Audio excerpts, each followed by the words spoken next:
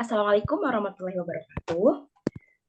Saya ucapkan salam kepada Ibu Tisa sebagai pengampu dari mata kuliah Manajemen Inovasi dan Pelayanan Publik.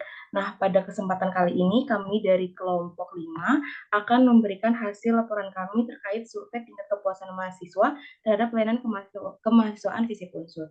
Nah, sebelumnya izinkan saya di sini Intan Rafatuli sebagai moderator yang akan memandu jalannya presentasi pada kesempatan kali ini. Saya tidak sendirian di sini, saya ditemani oleh rekan-rekan saya yaitu, boleh di next dulu slide-nya. Oke, yang pertama ada Belva, yang kedua ada Evelyn, yang ketiga saya sendiri Intan, yang keempat ada Amelia. Lalu selanjutnya ada Cika, ada Wulan, Fitri, dan Danis. Tanpa berlama-lama lagi, mari kita langsung mulai ke presentasinya. Kepada teman-teman dipersilakan.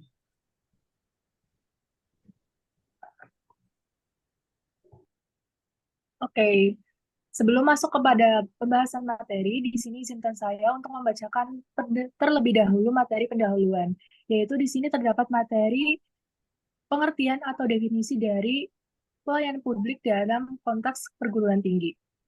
Pelayanan publik dalam konteks perguruan tinggi yakni merujuk pada segala bentuk kegiatan pelayanan yang diberikan institusi perguruan tinggi kepada segenap sivitas akademika, karyawan, atau kepada masyarakat luas bagian dari fungsi tridharma perguruan tinggi, yaitu pendidikan, penelitian, dan pengabdian kepada masyarakat.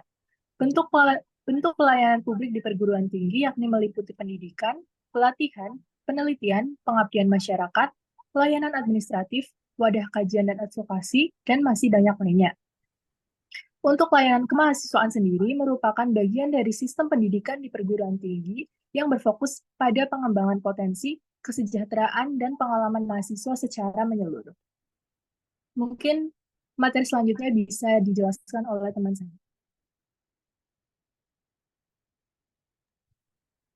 Kemudian di pendahuluan itu ada tujuan penelitian dan manfaat penelitian. Penelitian ini bertujuan untuk mengevaluasi dan menganalisis kualitas layanan kemahasiswaan berdasarkan 5 dimensi SERVQUAL, serta mengetahui tingkat kepuasan, harapan, dan kesenjangan antara persepsi dan harapan mahasiswa terhadap layanan yang diberikan.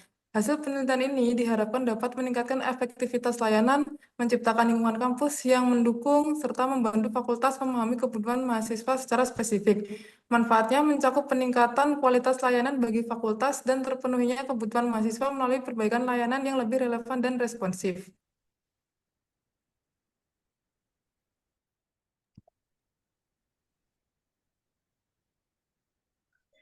Lalu selanjutnya ada literatur review. Nah, di sini kita akan mengetahui apa arti dari publik itu. Nah, kata publik itu berasal dari bahasa Inggris, publik yang berarti umum, masyarakat, atau negara. Nah, kata publik dalam bahasa Indonesia baku itu menjadi publik yang berarti umum atau orang banyak. Jadi, publik dapat didefinisikan sebagai masyarakat luas atau umum. Nah, menurut Munir sendiri, pelayanan umum adalah kegiatan yang dilakukan oleh seseorang atau sekelompok orang dengan landasan faktor melalui sistem, prosedur, dan metode tertentu dalam rangka usaha memenuhi kepentingan orang lain sesuai haknya.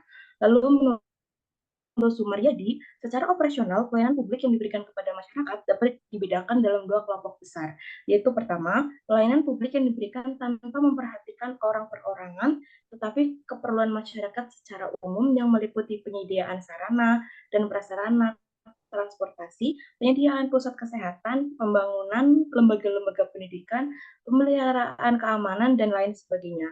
Kedua, pelayanan yang diberikan secara orang perseorangan yang meliputi kartu penduduk dan surat lainnya. Next.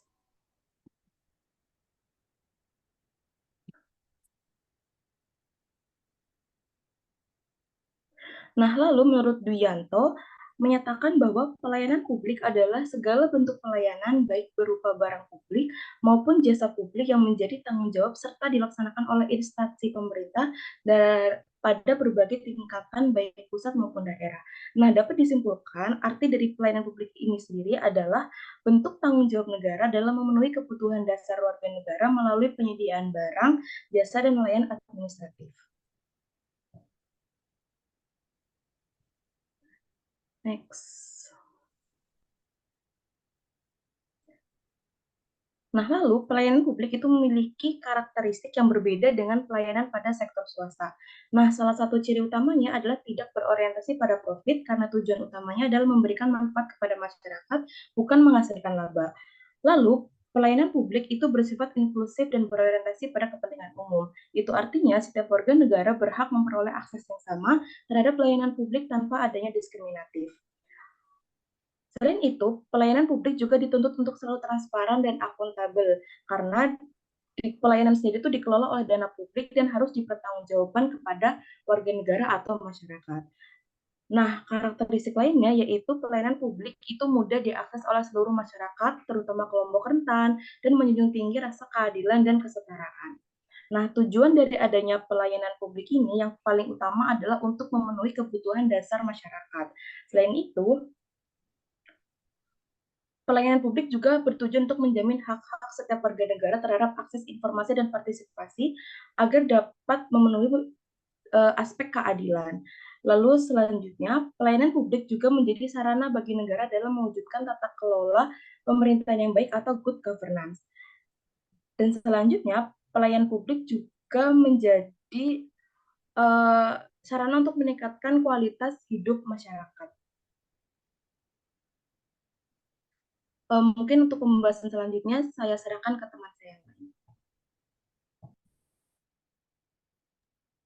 Oke, baik. Selanjutnya itu ada pengertian metode SERVQUAL.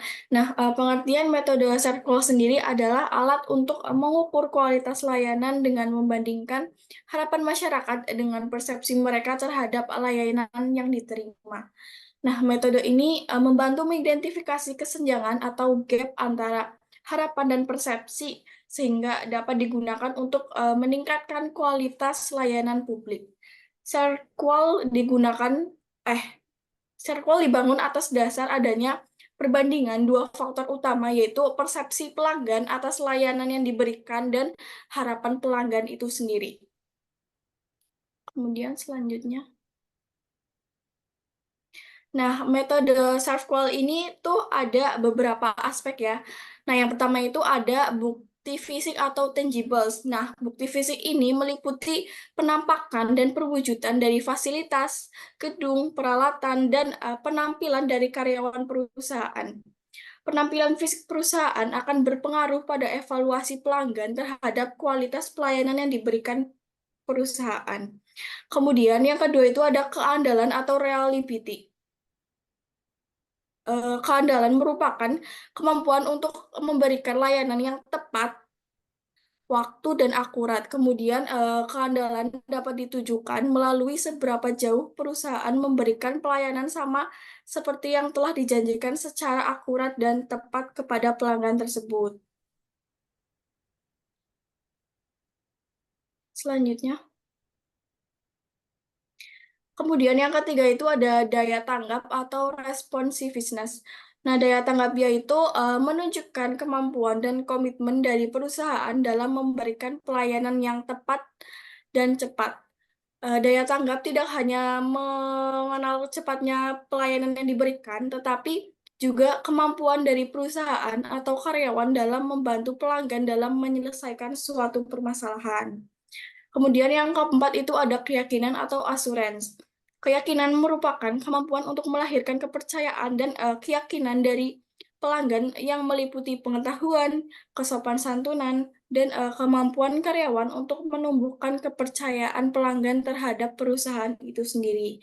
Kemudian yang keempat itu ada empati atau empati. Empati merupakan perhatian yang diberikan oleh karyawan terkait kebutuhan pelanggan serta pemahaman terhadap keinginan mereka.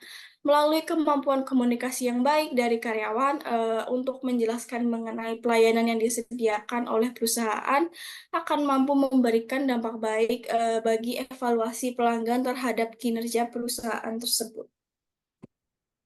Selanjutnya akan dijelaskan oleh teman saya.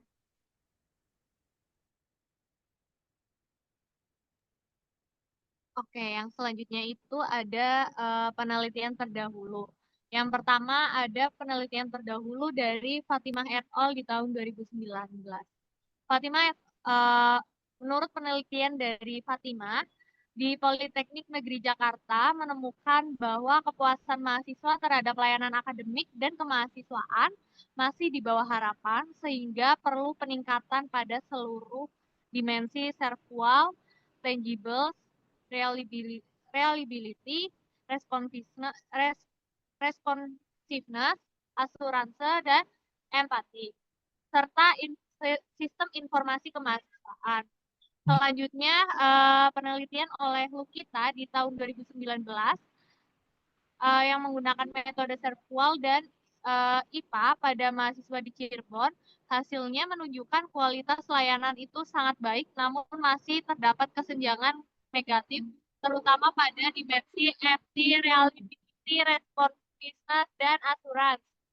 Selanjutnya, untuk penelitian Syarif dan Purnawati di tahun 2022 yang meneliti tentang kualitas sistem informasi manajemen di Politeknik Negeri Jakarta dengan tingkat kepuasan sebesar 86,4%, mereka merekomendasikan penambahan dimensi analisis seperti skill, experience, dan personality, serta penggunaan pendekatan IPA. Next.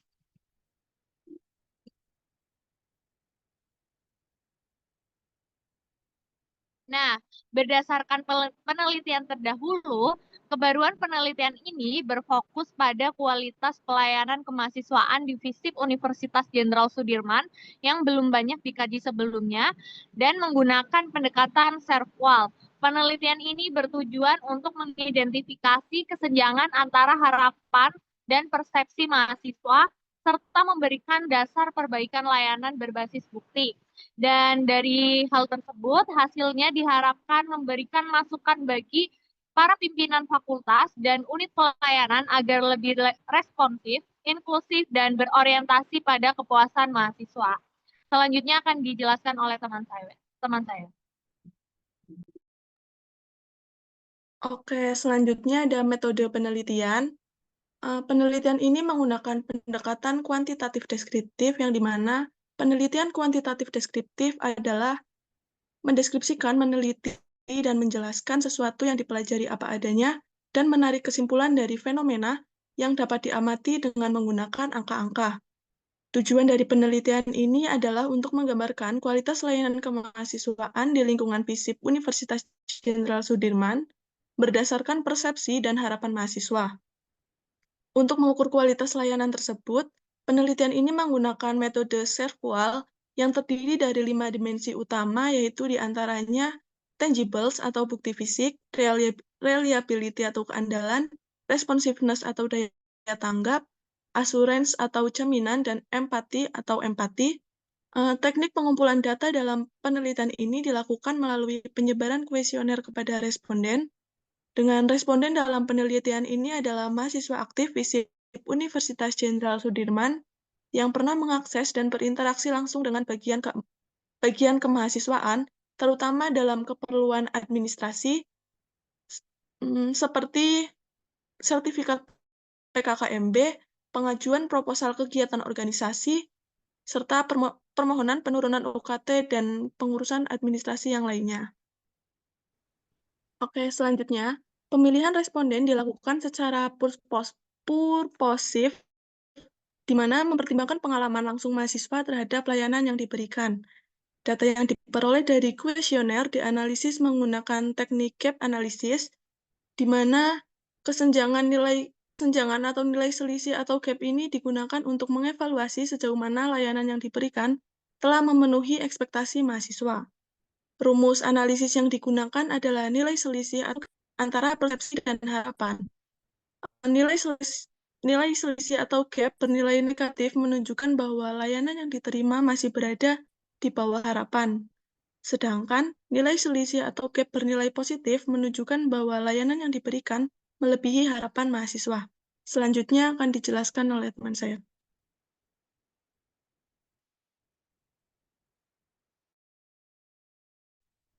Ya, untuk selanjutnya ada hasil analisis. Secara umum, tingkat kepuasan mahasiswa terhadap layanan kemahasiswaan di FISIP Unsut berada pada kategori cukup baik, sebagaimana ditunjukkan oleh rata-rata penilaian pada semua dimensi circle dan e-service yang cenderung positif dan mendekati angka maksimal pada skala Likert. Pada aspek tangible, mahasiswa menilai bahwa fasilitas, penataan ruang, dan tampilan petugas sudah cukup mendukung terciptanya pelayanan yang efisien. Pada aspek reliability, informasi dan bagian kemahasiswaan dinilai cukup jelas, akurat, dan disampaikan tepat waktu. Hal tersebut mencerminkan konsistensi dalam pelaksanaan tugas. Aspek responsiveness dan assurance menunjukkan bahwa petugas cukup cepat dalam respon kebutuhan, bersedia membantu, dan memberikan penjelasan yang mudah dipahami. Mahasiswa juga merasa yakin bahwa kebutuhan mereka akan terpenuhi. Sementara itu, untuk aspek empati, petugas dinilai ramah dan dianggap telah memenuhi harapan mahasiswa sebagai pengguna layanan. Selanjutnya, untuk SRP sendiri, sistem kemahasiswaan dinilai baik dalam hal keandalan, kemudahan penggunaan, kecepatan akses informasi, serta keamanan data pribadi. Selanjutnya akan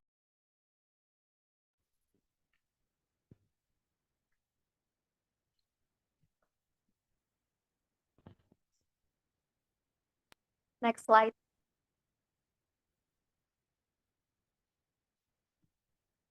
Baik. Setelah penjelasan yang sudah dilakukan oleh teman-teman saya, dapat kita simpulkan bahwa pelayanan publik di perguruan tinggi, khususnya layanan kemahasiswaan, merupakan bagian penting dari pelaksanaan daerah perguruan tinggi. Mengembangkan kesejahteraan siswa. Layanan ini tidak hanya mendukung kebutuhan akademik dan non-akademik mahasiswa, tetapi juga berperan besar dalam pengalaman belajar yang berkualitas. Penelitian ini dilakukan untuk menganalisis dan mengevaluasi kualitas layanan kemahasiswaan di FISIP Unsut berdasarkan dimensi secara aktual, serta mengidentifikasi tingkat kepuasan dan harapan mahasiswa guna mengetahui adanya kesenjangan antara persepsi dan harapan terhadap layanan yang diberikan. Hasil dari penelitian ini diharapkan dapat menjadi dasar perbaikan dan pengembangan layanan yang lebih responsif dan sesuai dengan kebutuhan mahasiswa. Next.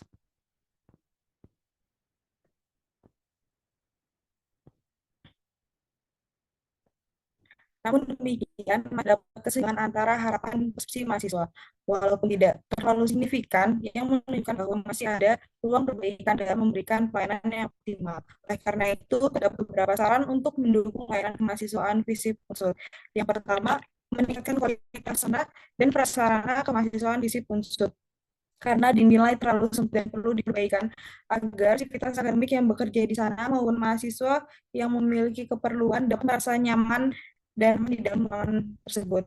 Kemudian yang kedua, meningkatkan kualitas pelayanan logistik sering down. Karena pelayanan logistik yang sering down itu dapat menghambat mahasiswa untuk mengakses tersebut. Terlebih di dalamnya banyak terdapat informasi tentang kemahasiswaan dan informasi penting lainnya. Yang ketiga, mendorong budaya kerja yang lebih responsif dan empatik terhadap mahasiswa dan melakukan evaluasi rutin terhadap kualitas pelayanan dengan melibatkan mahasiswa sebagai pengguna layanan utama. Dengan adanya implementasi saran tersebut, diharapkan kualitas layanan kemahasiswaan di FISIP Unsut dapat semakin baik sehingga mendukung lingkungan akademik yang inklusif, sportif, dan berorientasi pada kepuasan serta keberhasilan mahasiswa. Oke, mungkin seperti itu hasil laporan dari survei yang sudah kami lakukan. Kurang lebihnya, kami mohon maaf apabila masih ada kekurangan atau kesalahan dalam menyampaikan hasil presentasi yang sudah kami lakukan. Terima kasih kepada teman-teman semuanya dan terima kasih kepada Bu Tisa selaku dosen pengampu mata kuliah Manajemen Informasi dan Pelayanan Publik. Saya Indra Dwi pamit undur diri sebagai moderator. Terima kasih. Wassalamualaikum warahmatullahi wabarakatuh. Waalaikumsalam.